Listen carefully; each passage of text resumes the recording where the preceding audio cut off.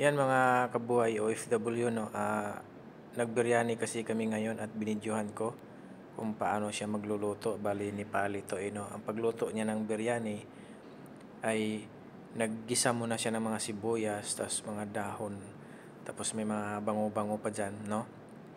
Pagkatapos naman yun na naggisa siya, pero yung mga manok dyan ay hindi lang natin na videohan kasi naglagay na siya doon ng mga ando na lahat ng mga masala, no.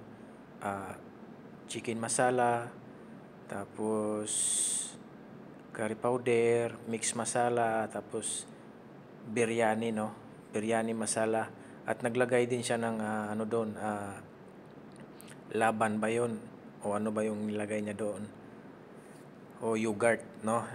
Yun ang nilagay niya, hindi ko lang nakita. Pagkatapos naman na ano, mga kalahating o mga 20 minutes yata or 5 minutes, yun na yun, ano, at nag-brown na rin konti yung sibuyas. Yun na yun ang pagkaano niya. Habang nagisa na siya sa manok, at ito naman yung pinapainit niya ng basmati rice.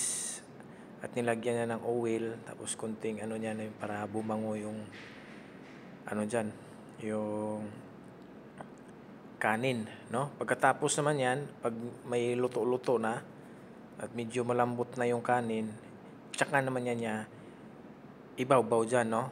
Ilalagay dyan. Pero tanggalin mo muna yung tubig ng sa basmati rice. Okay. At ito na nga mga kabuhay OFW. Ang pagkaiba lang kasi sa Nepali at saka sa Bengali pagkaluto, mapapanood nyo yun sa pag-upload natin sa susunod.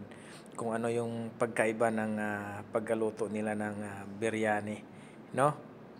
At ito na mga kabuhay OFW, mga ilang minutes na lang to ay alam nyo na, kainan na!